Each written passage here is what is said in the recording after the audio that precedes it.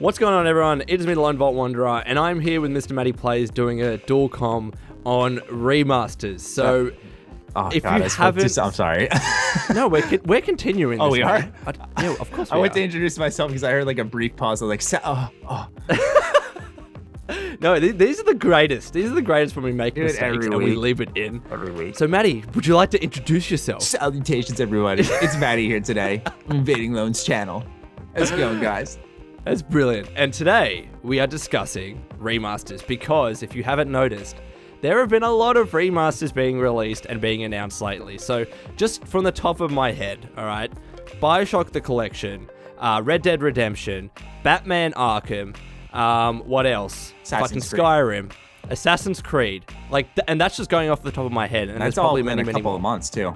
Exactly. Can you think of any other remasters coming, or is that about it? No, that's about it, at least for this section of the year, which is more than enough to go off an example of the fact that they are just taking over. It's tons of remasters. They really are. And after this, actually, I'll lie. It was like 2 weeks ago or 3 weeks ago when Assassin's Creed The Collection was first rumored. I was like, Matty, we need to do this dual com. He's like, all right, cool.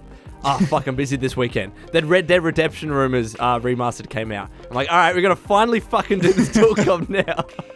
And what we just wanted to talk about was our thoughts about remasters generally, what we think of them, what we don't like about them. And we'll start with Matty being the guest. What do you generally think of remasters and their, I guess, effect on the games industry and what people perceive of them? I think they serve a decent purpose. I think there's a line that's drawn where there's a remaster that's not necessary if the game came out like 3 years ago. I think a good example of that was DMC Devil May Cry. I believe that came out in around 2013. And I viewed that as a remaster that didn't need to be done. It felt too soon because I think the fun part of a remaster is that you get to miss the game a little bit. Although BioShock Infinite was the last entry in the BioShock series, and that came out in 2013, we had time to miss BioShock 1 and 2, where a collection of those games was exciting. I think the same could be said about the Batman Arkham collection, where it's been a while since Arkham City and Arkham Asylum, where you can miss those games.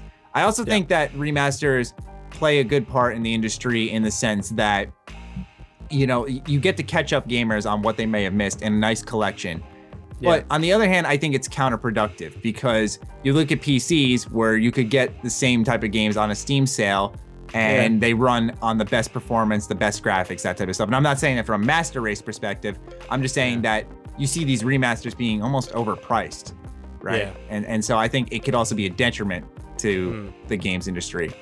And that's why recently you've been seeing a lot of remastered games that get free upgrades on the PC. I mean, Skyrim and BioShock the Collection are the most recent recollections of that, where I guess publishers understand that, look, people on the PC have had this game for a while, or they've bought it cheap, and it's probably going to be a very similar product to what they already have. And do we want to charge them full price for it? Maybe not, even though there might be 2 or 3 games within that one collection.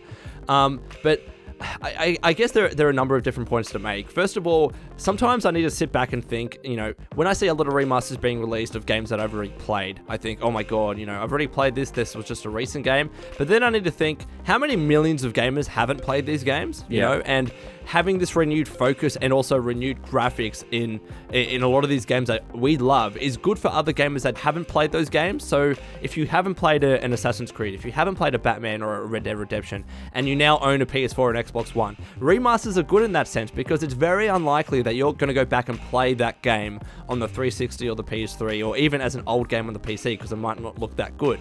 So I always try and think about it from that sense, is that there are gamers that haven't played it, so people that own the game or that already have played the game, they might not view it as good value because they've already played it. But think about it from the perspective of someone that has not played the game, and they might be getting 3 games for $60, and that might be good for them, and they might view that as a positive thing, right? And then there's the other side where if I've already owned a game or played a game, and I think, shit, you know, they're releasing this game for $50 or $60 brand new.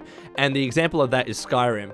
You know, I might not view that as good value as compared to someone that hasn't played Skyrim yet. So that I've played a little bit of Skyrim, so I see it as good value, but I see a lot of other comments that are saying, well, I've already played Skyrim, I don't think it's a much of an up-res so as to pay $60 for it. And you can't really make that argument on the PC because you're getting a free upgrade, but for Xbox 360 and PS3 players that have already played Skyrim and now they're people say we're expected to pay $60 to pay for this upgrade, but you're not forced to buy the game. I guess that's what I'll say about that. Yeah. It's just I guess you can talk about that. No, I was going to say, just I was gonna agree that no one's forcing you to buy these remasters. Not to say that they're the best thing ever. There's a decent amount wrong with them, but still at the end of the day, people are like, how could they expect us to pay this much? Well, it's like, well, this remaster is for a target audience. If you played the game, the reason why they price them so high is because a lot of people have already played these games. They're not going to be cashing in that much. So this is a new version for those who might have missed it, and also a new version for those who, I'm saying might have missed it in the way like they played it and they missed it and they want to play it again, but also the people who have actually missed it and haven't played it. So the reason they price it so high is because they're trying to make as much money as possible on such a low investment. So that's why you'll see these $60 remasters, because there's not that many people buying them. You don't see remasters buying or breaking sales records and stuff. Another reason I do like remasters is I think it's a bit of a mental refresh at times, where for me, when I started hearing rumors of Red Dead Redemption, I've expressed in the past that I'm not the biggest fan of that game. It's one of the best games ever made, but I'll say it, like, I'm stupid. I just don't enjoy it that much. But for me, I feel like my mind's refreshed enough where, okay, I'm hearing rumors about a remaster. I'm willing to try this again, see if I like it.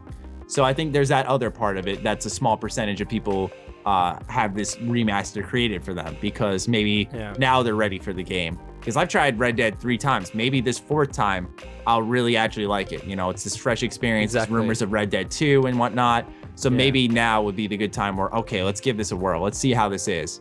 And Matty's talked about this, I think, on Twitter in the past. Remasters are a great indicator of a future game in that franchise being released. So don't be surprised if we see a new BioShock game come out. Don't be surprised if we see a new Red Dead Redemption game come out in the near future. And obviously, you know, they're releasing these remasters to get interest in that franchise and in that game back up again. But it's also a great way for you to, even if you've played the games, for you to catch yourselves back up in the franchise and get ready for the next game, because I know what a lot of people will do to get prepped for a sequel or for another game in the franchise. They'll go back and play the previous games, and it's much easier to do that when it's a remastered version of that game. And I think that goes without saying, because as much as we like to say graphics don't matter, they do when the visual art style isn't Wind Waker or isn't kind of Nintendo style games where fidelity doesn't necessarily matter. But when it's kind of a realistic game, fidelity does matter. And when you go back and play Red Dead Redemption on the Xbox 360 or PS3, it's going to look blurry and pixelated. Whether your memory serves you right or not, it's going to look very different because we're so used to high graphics, to really high fidelity, 4K gaming, etc. So I think remasters do have a good role to play in that sense. But let's be honest, they're a business, and of course a lot of these are cash grabs, and we're not going to hide from that fact that they need to make money. And if they spent minimal money and minimal investment in remastering a game and get a high return, if you're an investor, you'd be stupid not to take that risk. Yeah, for sure. To be honest. Yeah, that's the thing. People forget they're businesses at the end of the day. They're going to try to make their money. And honestly, remasters are an easy way of making money. People like them. People buy them. And they're literally no investment. The reason that there is a Skyrim Special Edition is because while making Fallout 4, they ported Skyrim over to the updated creation engine. And they were like, all right, let's just upgrade this a bit and sell it. And that's what they're doing. And they're going to make a lot of money from it. And if you were in their shoes, you'd probably do the same thing. And talking about future indicators of the franchise earlier, like we mentioned with BioShock, I mean, that's what's exciting is that they'll make a remaster. A lot of people will pick it up now on launch week and whatnot. But down the line, when there is a new announcement of a game, a lot of people will go and pick up the collection because they'll say, oh man, new BioShock, I gotta catch up. I gotta play BioShock. I'm so excited about BioShock. I gotta get that fixed. So it's also there as a long-term interest. So it's like, yeah, you might not buy it now for $60, but maybe when it's $40, $30 and you see that there's a new BioShock game announced, maybe then you'll go out of your way and pick up this collection and just re-immerse yourself in the BioShock franchise. Because I think that's the best example, since they said it's a permanent franchise. They opened a Twitter. They did a collection. I mean, I'm sorry, you don't open a Twitter to promote a collection of an HD remaster. You don't. It's going to be a future game. Exactly. Yeah, exactly. And when you say it's a permanent franchise, there's a new game coming, guys. I'm sorry. It's obvious there's a new game coming within the next year or two. And, that's what's exciting is that while we're playing these remasters, I know that's not confirmed, but I'm thinking to myself, yes, like there's going to be a new BioShock coming. I can't wait to get that new exciting experience. It's going to be a new developer. Ken Levine won't be involved. Is that going to be like, is it going to hurt the series that much? Will there be something on par to this? What's it going to be like? So there's also that intriguing excitement and speculation behind it that fuels these remasters. And also touching on the price point of these kinds of remastered games, it all matters about your personal experience and your perspective, right? If you look at a $60 Skyrim Special Edition and you've already played Skyrim, probably the likelihood is that you think it's overpriced, right? Yeah. But then if you're a brand new person that has never played Skyrim or probably wants to replay it again because you didn't really play it enough in the first time, and you see this remastered version, you're like, oh, $60, that's a pretty good price. So it all matters about, what you've played and where your perspective is coming from.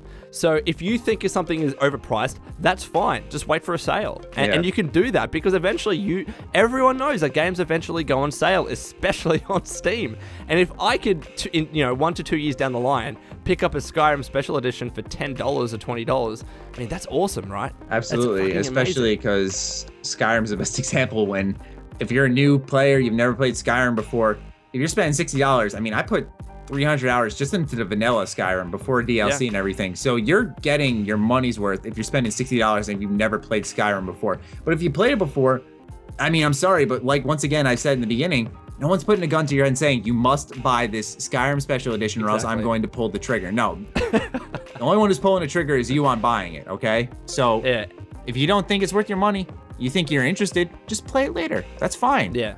The one exception that I'll say to, even if you've played the games previously, is if there's a collection of, for example, Assassin's Creed.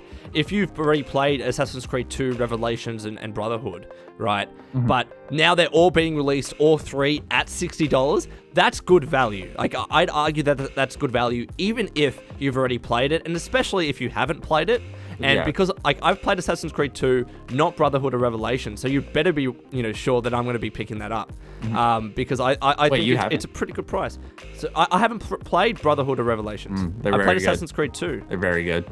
Exactly, and that's the thing, right? Let's see, there we go. That's actually a perfect example right now. I will tell you right now that your $60 will be well spent because you know how great Assassin's Creed 2 is. It's one of your favorite games ever made. Exactly. So that's worth it in its own right, but you're also going to get Revelations, which is a really good Assassin's Creed story in my opinion, but Brotherhood, which is, although some people said it's an insult, but I think it's a compliment, Assassin's Creed 2.5.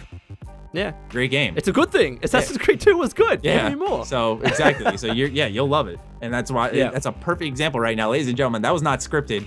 I'm telling you right now, his money will be well spent. He's getting three and I'm really looking forward to it because what was my likelihood of going back on Steam and playing Brotherhood and Revelations? Mm-hmm. Well, it's not coming out on Steam, but just saying, what was my likelihood of even going back to the 360, which I still have, and buying Revelations and Brotherhood and playing it? Probably very, very low. And that's why remasters are done, especially because of console cycles. When they usually upgrade to a PS4 and Xbox One, they usually get rid of their old consoles. Mm-hmm. So the likelihood of you playing those older games is very low. PC is different, but that's why you get a lot of free PC upgrades, Exactly. So again, it all matters about your personal experience. If you've usually played a remaster game, it's probably going to be overpriced in your opinion, so wait for a sale. If you haven't, and especially if there's a collection of games being bundled at $60, then it's probably going to be very good value for you. So I guess a good point to end this video on is that it's all about your personal experience and perspective. Do you have any final thoughts, Matty? No, just buy, like with any game, remasters are no different. Just go on a case-by-case basis. Do your research. Is this worth it? Especially when it's a collection like of remasters. The reviews are already out on the base game. You can get a gist of it. The story's good, the gameplay's good, and so on. So if that's good and you think it's worth your money, then that's your decision. That's why there's reviews out there, and so it's always up to you. Exactly. Alrighty, so we got to the end of this video. How long is it? I think it's about 14 minutes. It's great. I've been doing very long videos lately, so these are just getting slowly and slowly longer. Anyways, Matty, thank you so much for joining me on the channel. My pleasure. Of course, if you want to subscribe and check out Matty's channel, it'll be linked in the description below. And I'll see if I can have a card pop up on the screen right now. I know you can do that, which is pretty cool. But anyways, guys, thank you so much for joining. And until next time, this has been Lone Vault Wanderer and MrMattyPlays. And would you kindly keep fighting the good fight? I like that.